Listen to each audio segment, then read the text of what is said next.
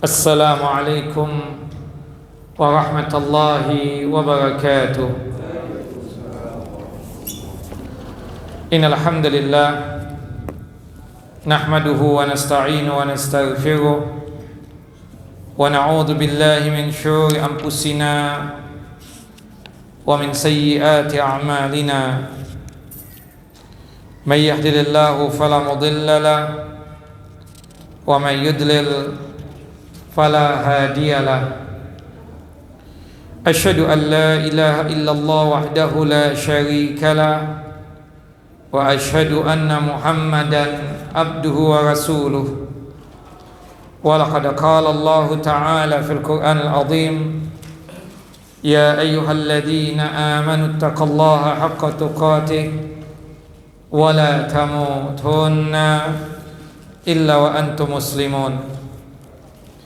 Wa ba'd, abi sakhri sadri wa yassir li amri wahlul 'uqdatam min lisani yafqahu qawli.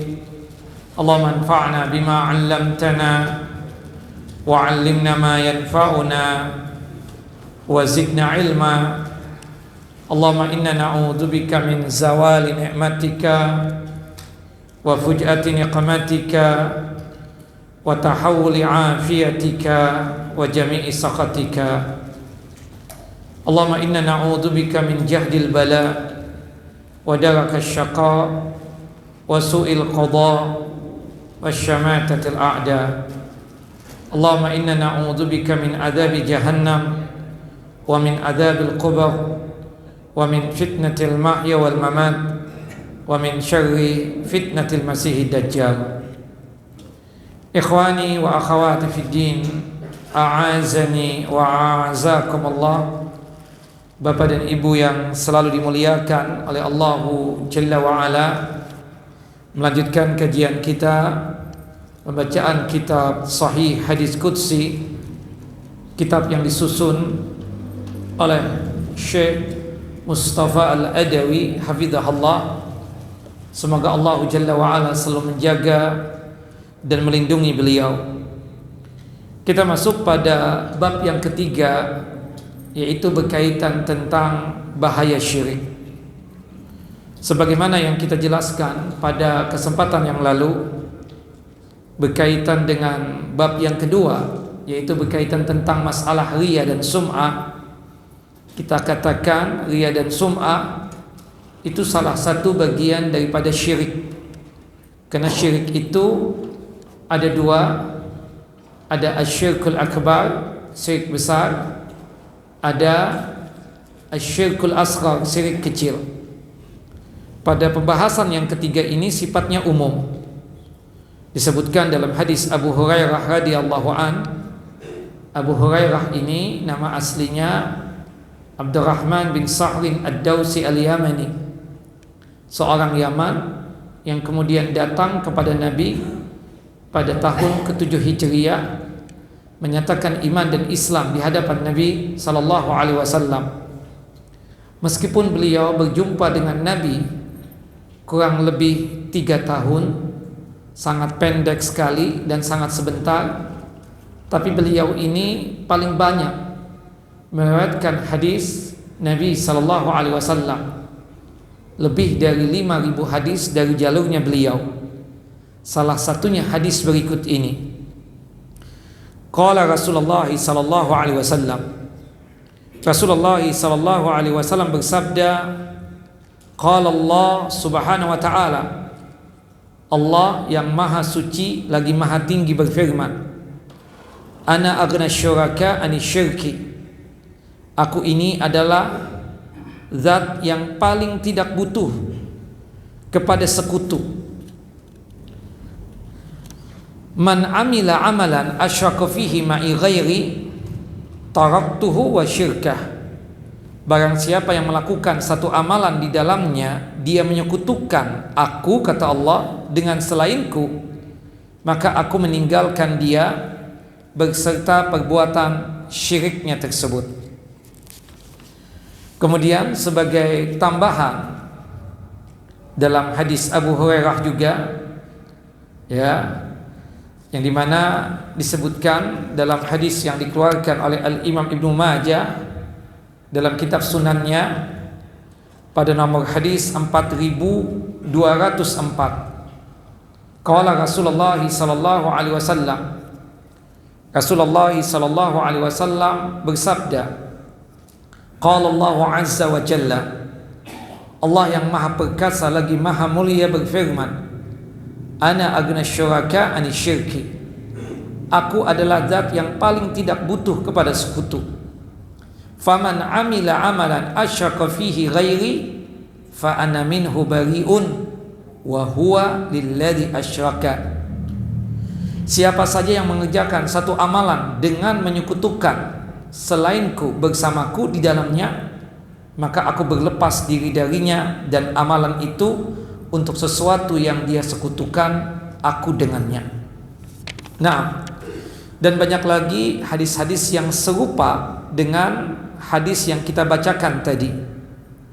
Salah satunya disebutkan dalam hadis Abu Hurairah juga, hadis yang dikeluarkan oleh Al-Imam At-Tayalisi dalam kitab Musnadnya pada nomor hadis 2559. Qala Allah tabaraka wa ta'ala, Allah yang maha suci lagi maha tinggi berfirman, ana aghna syuraka man asyraka bi kana qaliluhu wa kathiruhu lahu. Aku adalah zat yang paling tidak butuh kepada sekutu. Barang siapa yang menyekutukan aku dengan sesuatu, maka sedikit maupun banyaknya amalan itu semuanya untuk sesuatu yang dia sekutukan aku dengannya. Nah, ini 3 hal atau 3 hadis yang berkaitan dengan masalah asyirik. Asyirku itu lawan daripada at-tauhid. Sebagaimana yang kita pahami, tauhid itu adalah ifradallah fil ibadah, mengesahkan Allah Jalla wa Ala dalam masalah ibadah. Syirik itu ada 2. Ada syirkul akbar, syirik besar, ada asyirkul asghar, syirik kecil. Syirik besar yang disebutkan di dalam Al-Quran, sinonimnya itu ada 4 kata. Yang pertama, Allah Jalla wa Ala mengistilahkan syirik besar tersebut dengan sebutan alihah. Alihah itu jamak daripada ilah. Ilah itu Tuhan. Artinya alihah banyak Tuhan. Ketika seseorang menyembah selain Allah atau dia tersebut menduakan Allah Jalla Jalaluhu, maka pada saat itu dia telah terjatuh ke dalam kesyirikan, dan syiriknya adalah syirik besar. Dan seluruh agama selain Islam tentunya pemeluknya, selain mereka tersebut kafirin, orang-orang yang kafir, orang-orang yang ingkar kepada Allah Jalla wa Ala, sekaligus mereka tersebut musyrikin, orang-orang yang menyekutukan Allah Jalla wa Ala, apapun agamanya, tentunya selain Islam, entah Konghucu, Buddha, Hindu, Nasrani, Yahudi, mereka itu selain kafirin juga apa? Musyrikin. Dan syirik yang mereka lakukan adalah syirik besar. Makanya kata sahabat yang mulia Abdullah ibnu Abbas radhiyallahu anhuma, ma ara rajulan asyraku billah minal yahud wan nasara. Aku tidak pernah melihat orang paling syiriknya orang kepada Allah Jalla Jalaluhu. Aku tidak pernah melihat hamba paling menyekutukannya atau paling berbuat syirik kepada Allah Jalla wa Ala ketimbang orang Yahudi dan Nasrani. Ketika ditanyakan kepada sahabat yang mulia Abdullah bin Abbas, kok bisa begitu? Kenapa orang Yahudi dan Nasrani itu paling syiriknya orang kepada Allah Jalla Jalaluhu?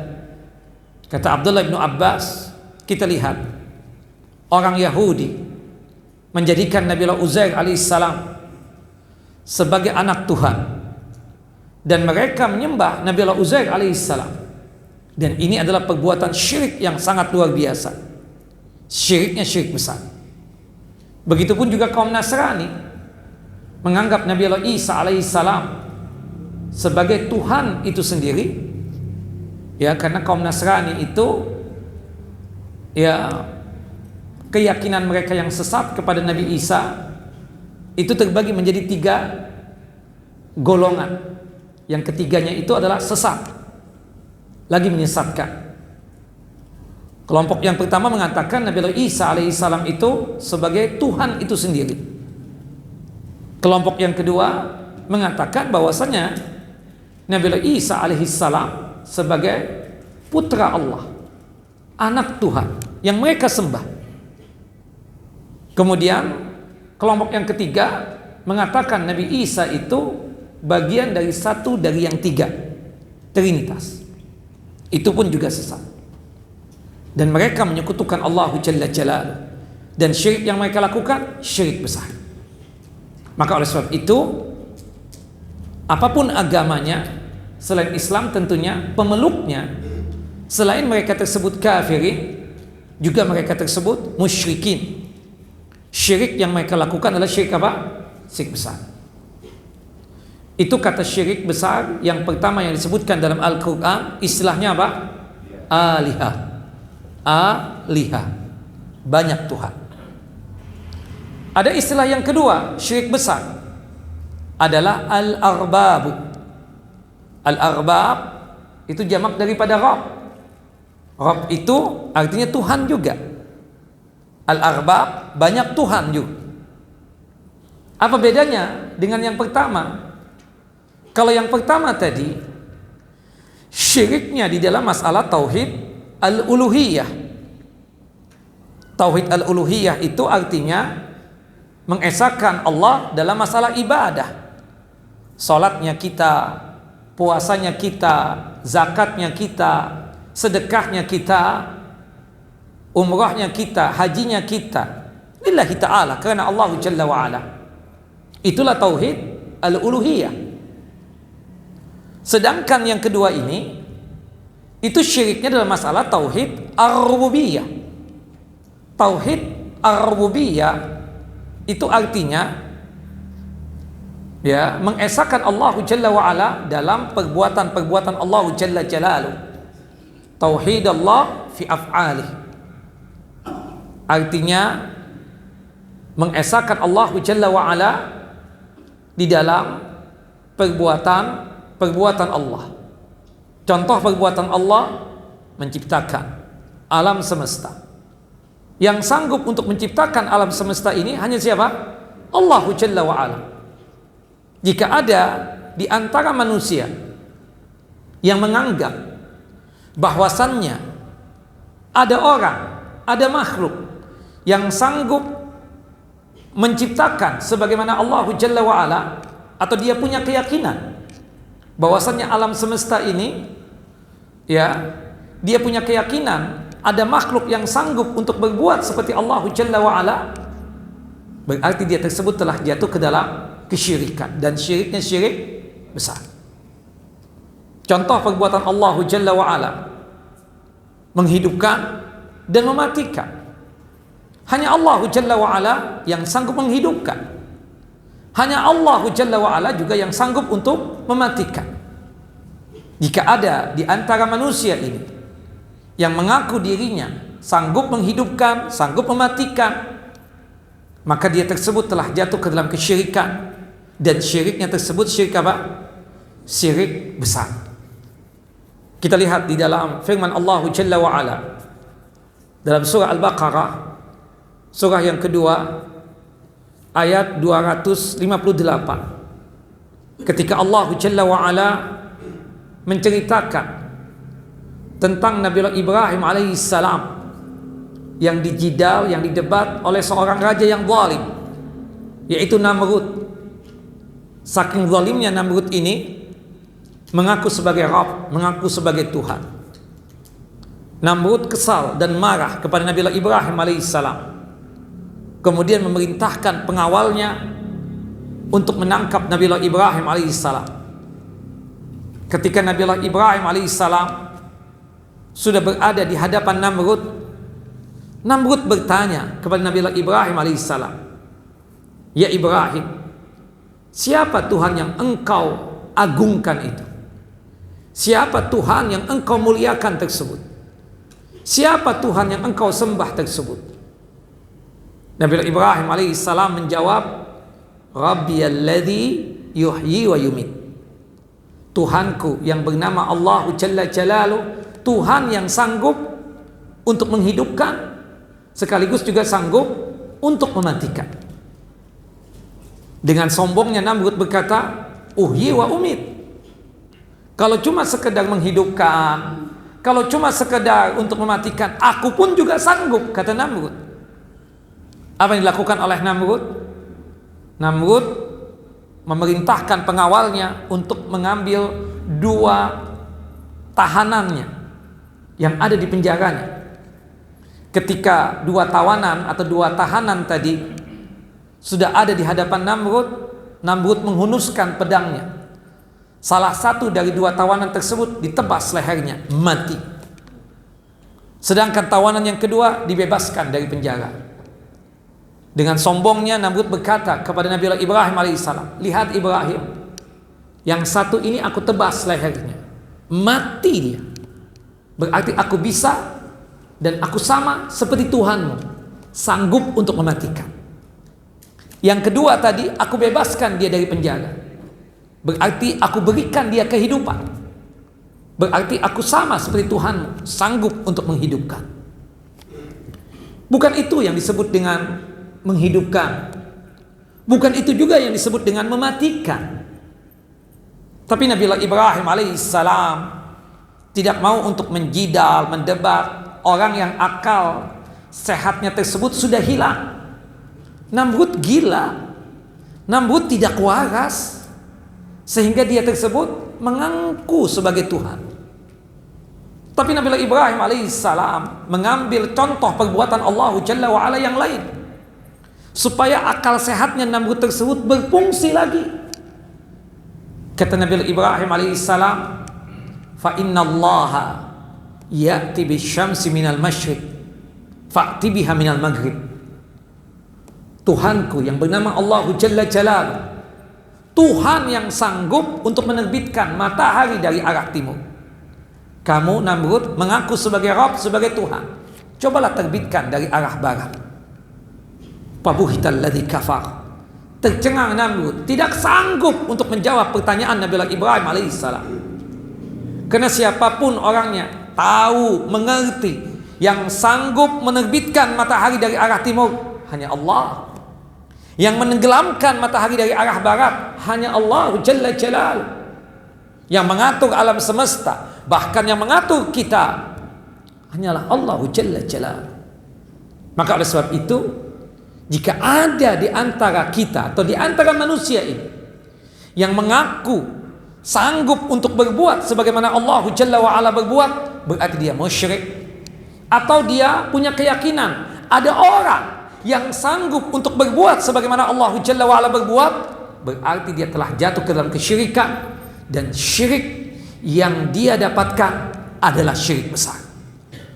Naam.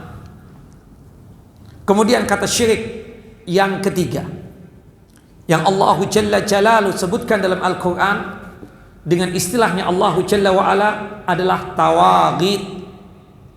Tawaghit itu jamak daripada togut. Togut jamaknya tawaghit. Togut itu apa?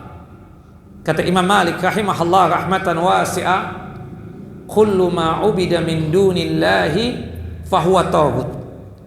Segala sembahan selain Allah Jalla wa'ala itu sama dengannya apa?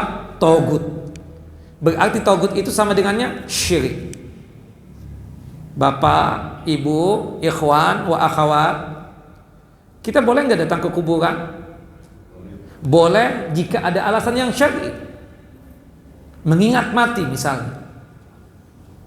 Kata Nabi kita Muhammad SAW, kuntu nahaitukum an ziyaratul kubur. Dulu dikarenakan kalian ini baru masuk Islam, hudasa'u ahdin, aku larang kalian tersebut untuk datang ke kuburan, untuk ziarah kubur. Tadinya dilarang oleh Nabi karena khawatir sisa-sisa kekufuran, sisa-sisa kesyirikan masih ada pada kalian. Al-an fazuruha. Sekarang ini kalian sudah kuat imannya, tauhidnya sudah kuat, silahkan kunjungi dan ziarahi kuburan. Tapi alasannya apa? Tuzakkirukumul maut, untuk mengingat kalian kematian. Artinya niatan kita datang ke kuburan untuk mengingat kematian atau mengingat akhirat. Silahkan, mau laki mau perempuan. Atau alasan yang lain, ada sahib kita meninggal dunia. Pak, yang biasa di pojokan itu mana Pak? Yang biasa dia bersandar. Subhanallah. Kata antum, Tufia udah meninggal. Kapan? Ketika Ustadz umrah kemarin itu. Ya Allah, orang baik tuh orang. Subhanallah. Kenapa Ustaz? Antum tahu kuburannya di mana? Ngapain? Ana ingin menyolatkan jenazahnya. Sudah dikubur Ustaz? Iya. Datangnya anak ke kuburan dia untuk menyolatkan jenazah.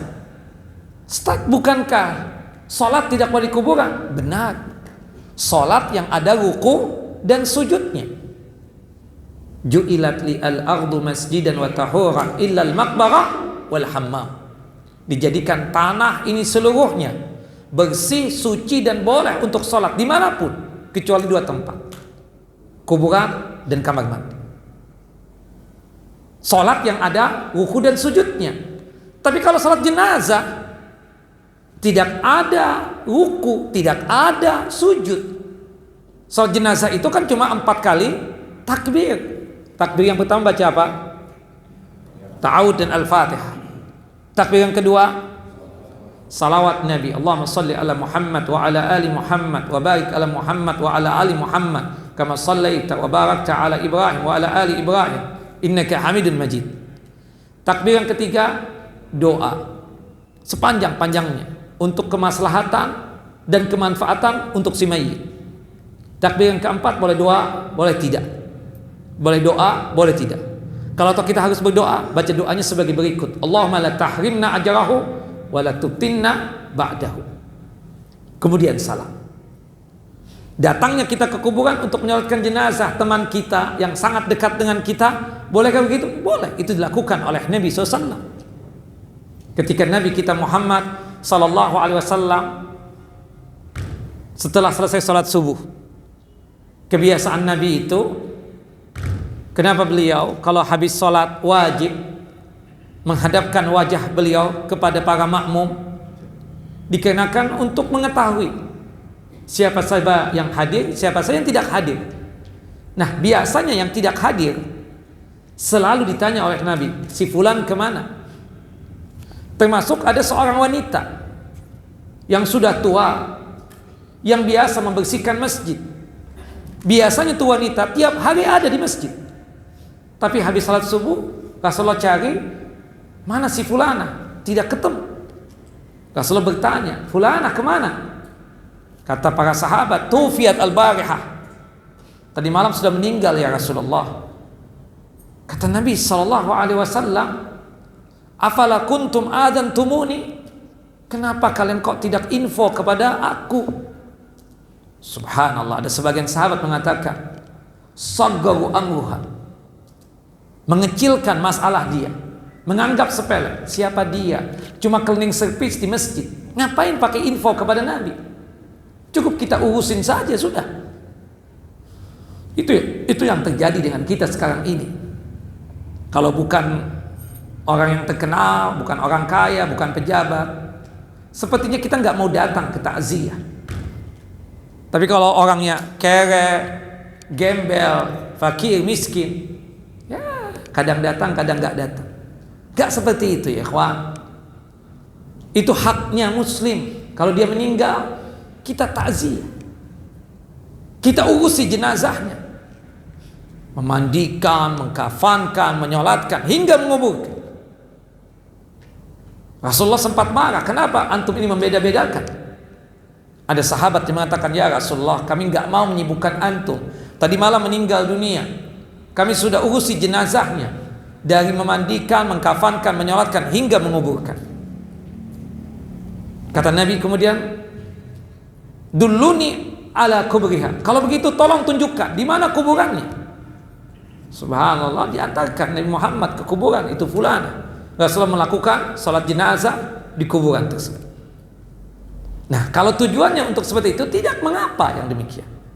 Nah, tapi kalau tujuannya tersebut datang ke kuburan untuk mencari wangsit, bertawassul dengan ahli kubur, berdoa dengan ahli kubur, ini musyrik.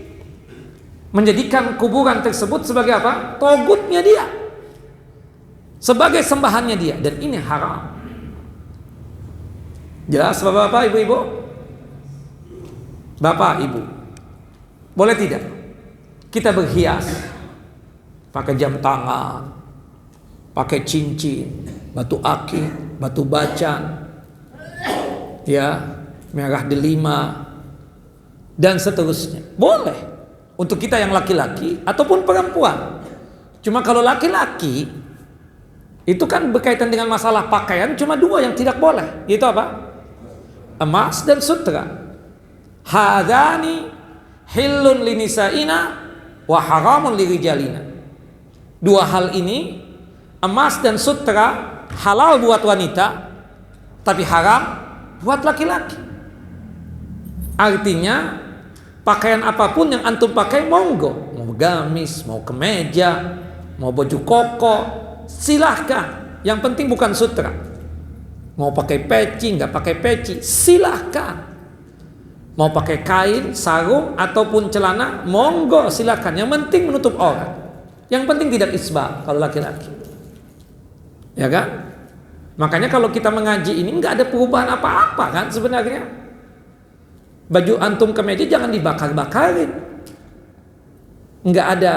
Memang kalau orang hijrah harus pakai gamis, kan enggak kan?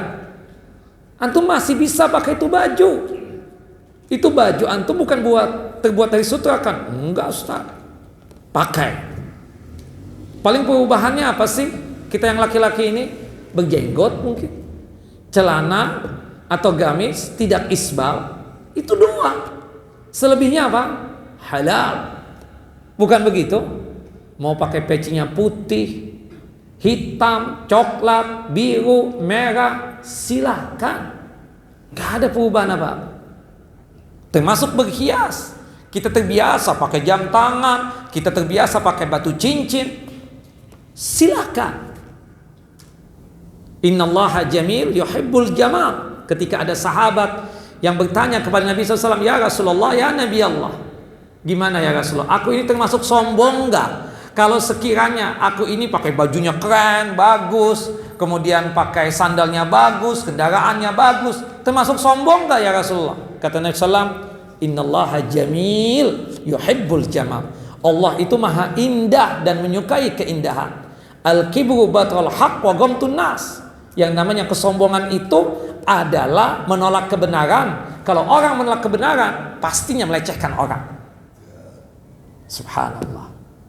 Nah, kecuali kalau antum, kenapa Pak pakai cincin? Nah, ini Ustaz, cincin ana pakai, ana beli dari daerah inti, tempat tinggal antum Ustaz. Ini batu cincin sudah dibaca-bacain, sudah ada khadamnya nih, sudah ada khadamnya. Siapapun dia, ya, tuh perempuan sekali lirik oke Ustaz. Berarti antum punya keyakinan dengan pakai batu cincin itu membawakan manfaat dan mencegah antum mara bahaya. Musyrik tidak? Musyrik. Nauzubillah min dzalik.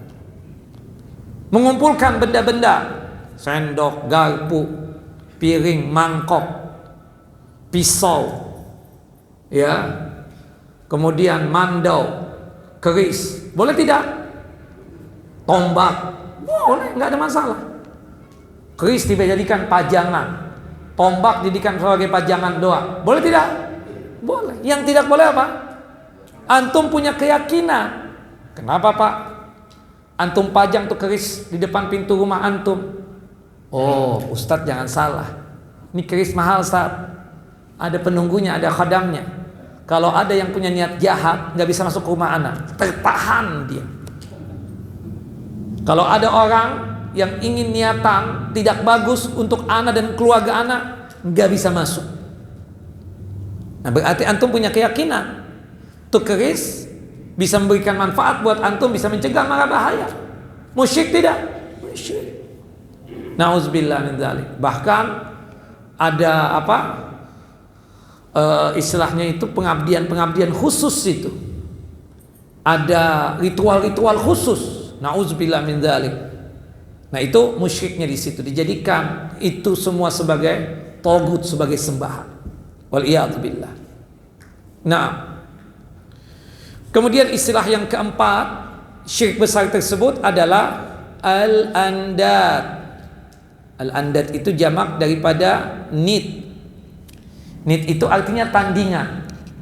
Allah Jalla wa'ala ditandingkan dengan makhluknya. Allah Jalla Jalaluh disamakan dengan makhluknya. Wal iyadu billah, musyrik. Kata Allah Jalla wa'ala dalam surah Al-Baqarah, fala taj'alu lillahi andada wa antum ta'lamun. Janganlah kalian tersebut sekali-kali membuat tandingan buat Allah Jalla wa'ala, padahal kalian tahu itu musyrik, menyekutukan Allah Jalla Jalaluh. Bapak, ibu, kenapa orang yang datang ke dukun, peramal atau paranormal disebut musyrik? Apa sebabnya?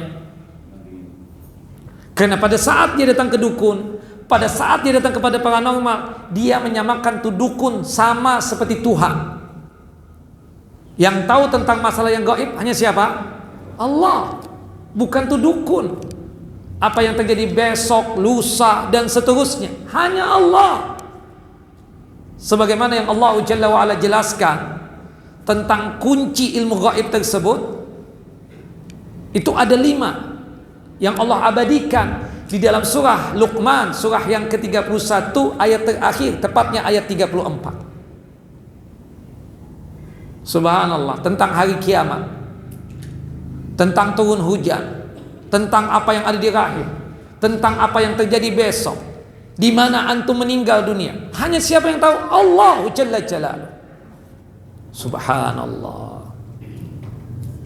Nah, tentang hari kiamat gaib, nggak ada yang tahu kapan kiamat itu terjadinya.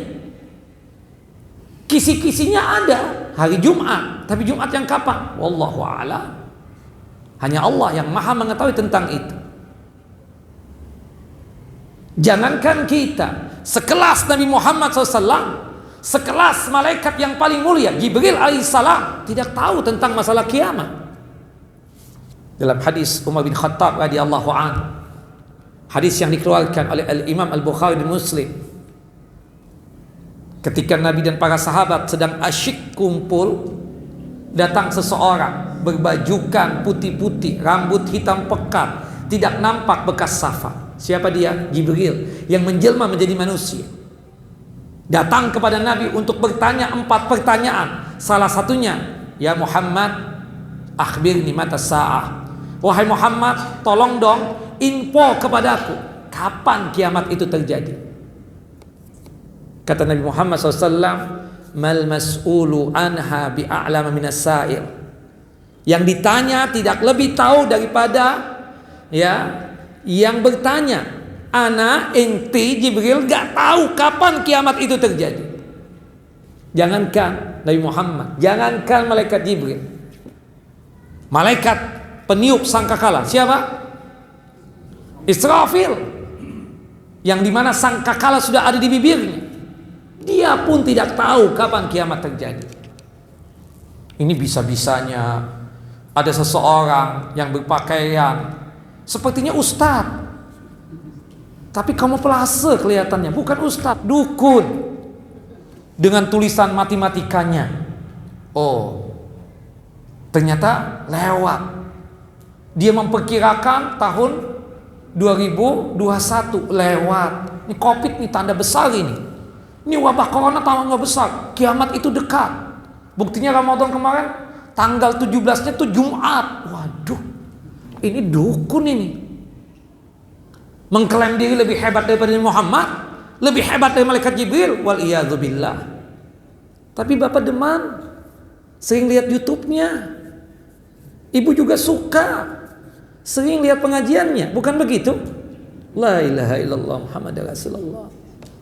Padahal jelas ini dukun ini.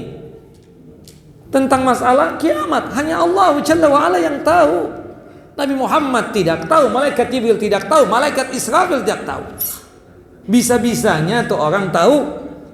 Subhanallah.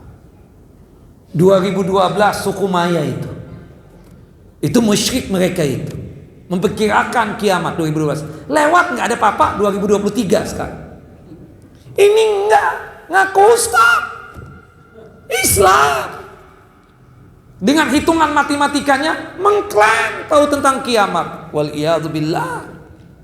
Wabah corona yang lebih hebat daripada wabah corona sudah pernah terjadi ketika masalah taun hamwas itu. Subhanallah. Ya, inilah manusia itu. Tentang turun hujan juga, itu gaib. Subhanallah.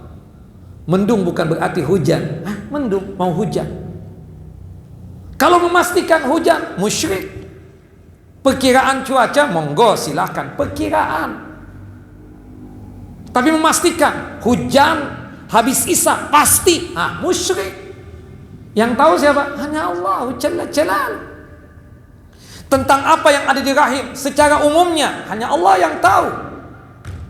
Tentang apa yang terjadi besok, kita nggak tahu. Apakah besok masih ada kita, masih ada umur, atau jangan-jangan qaid. Besok apa yang kita makan nggak tahu. Apakah nasi uduk ataukah nasi kabsa, kebuli, atau yang lainnya? Nggak tahu. Iya kan? Seperti itu. Makanya dalam zikir pagi dan petang itu kita baca doa apa? Supaya selalu dapat yang baik-baik gitu loh. Rabbi inni as'aluka khaira ma fi hadzal yawm wa khaira ma ba'dah wa a'udzu bika min syarri ma fi hadzal yawm wa syarri ma ba'dah. Ya Allah, ya Tuhanku, aku meminta kepadamu kebaikan-kebaikan yang ada pada hari ini dan kebaikan-kebaikan yang ada setelah hari ini. Ya Allah, aku berlindung kepadamu dari kejelekan-kejelekan yang ada pada hari ini dan kejelekan-kejelekan yang ada setelah hari ini. Nah, itu doa kita, tawakal kita. Seperti kita keluar rumah, baca apa tadi antum? Enggak baca doa.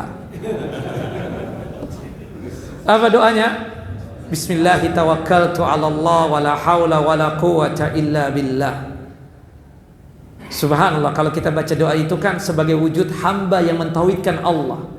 Salah satu ibadah yang luar biasa, tawakalnya kita kepada Allah. Kita serahkan nasib kita kepada Allah Jalla wa'ala. Kita sandarkan keadaan kita kepada Allah Jalla Jalaluh. Dipastikan kita mendapatkan 4 hal. Yang pertama, hudita, Allah Jalla wa'ala akan memberikan petunjuk kepada kita dari rumah sampai ke masjid ini, dari masjid ke rumah lagi. Alhamdulillah, Allah berikan petunjuk untuk kita. Yang kedua, Allah cukupkan rizki kita, wa kufita. Yang ketiga, wa wukita, Allah Jalla Jalaluh jaga. Dan yang terakhir, wa tanaha anhu syaitan, syaitan akan menjauh daripada kita. Subhanallah. Bismillahi tawakkaltu 'ala Allah wa la haula wa la quwwata illa billah. Ini sebagai wujud apa? Meminta agar apa yang kita dapatkan selalunya baik, baik, baik, baik.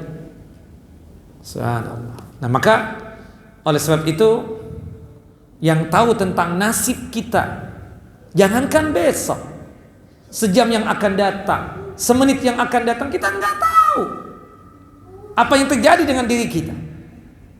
Maka oleh sebab itu, ikhwan wa akhwati fid din, a'azani wa a'azakumullah, serahkan nasib kita kepada Allah.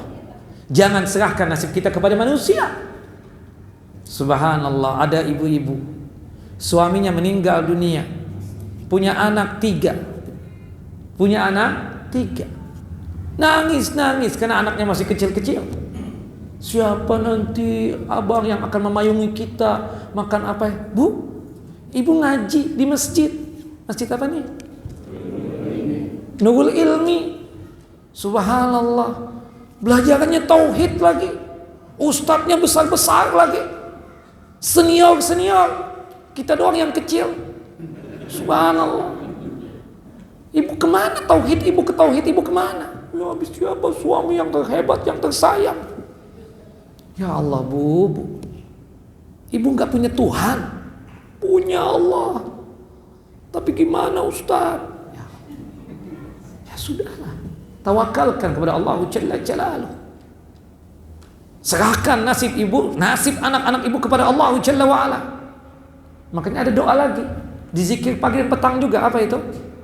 Ya Hayyu Ya Qayyum birahmatika astaghis aslih li sya'ni kullah wa la takilni ila nafsi tarfata aini. Kita serahkan segala urusan kita kepada Allah. Kita ingin urusan kita Allah yang ngurusi.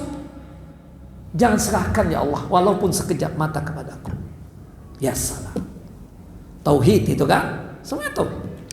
Nah, jadi kalau misalnya ada orang yang datang ke dukun, peramal, paranormal, ingin mengetahui tentang nasib dia ini. Sekarang ini 2023, sebentar lagi 2024. Ini dukun nih jadi subhanallah. Kenapa ya begitu ya? Gimana kita akan mendapat pemimpin-pemimpin yang hebat kalau misalnya dia bersandarkan ke dukun? Ya Allah, ngeri. Ya, gimana tuan dukun? Anak calon jadi apa enggak? La ilaha illallah. Datangnya ke dukun. Gimana tuan dukun? Terpilih enggak? Fulus sudah banyak keluar. Ya. Dijadikan dukun itu sama seperti Tuhan. Tandingan. Disamakan dengan Allah Jalla Jalaluhu. Wal'iyadzubillah. Wal'iyadzubillah. Nah ini syirik semuanya. Dan syiriknya adalah syirik apa? Syirik besar. Termasuk juga tentang yang gaib. Kita mati di mana kita nggak tahu. Kapan matinya nggak tahu. Nggak penting waktunya kapan, nggak penting tempatnya di mana. Kita berharap matinya tersebut husnul khatimah. Iya kan? Kita nggak tahu lagi asyik-asyik meninggal dunia. Di mana lagi di luar negeri atau lagi di luar kota, kita nggak tahu. Makanya kita serahkan urusan kita kepada siapa?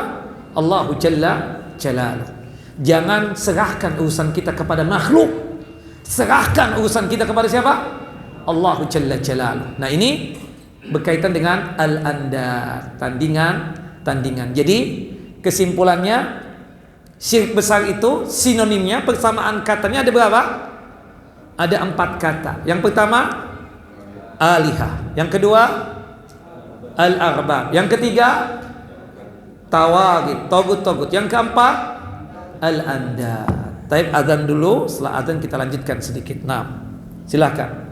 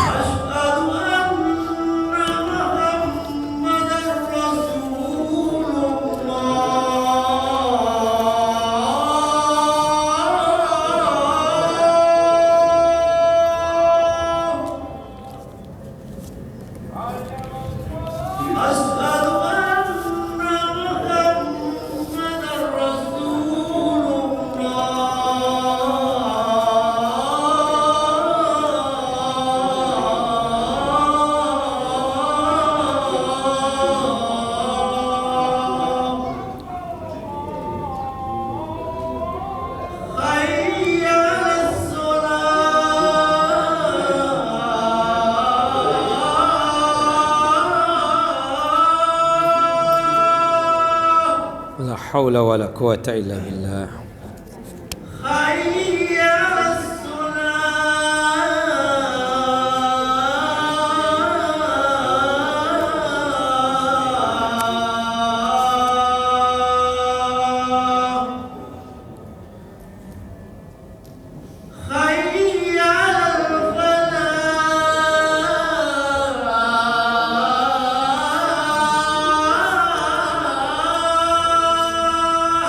La haula wala quwata illa billah.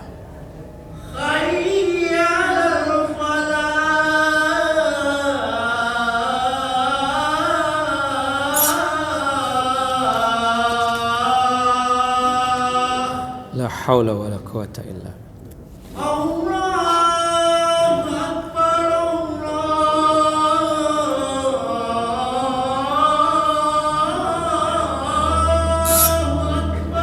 Allahu akbar, Allahu akbar.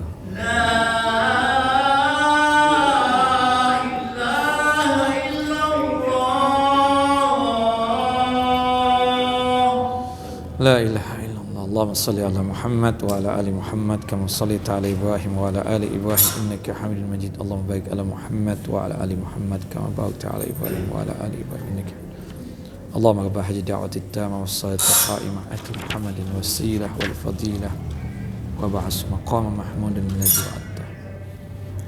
Taib ikhwan fi din, azani wa azakum Allah. Bahayanya syirik besar ini di dunia ada dua bahaya, di akhirat ada dua bahaya.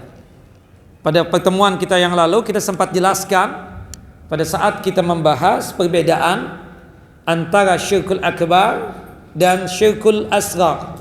Perbedaan antara syirik besar dengan syirik kecil. Masih ingat ikhwan? Apa?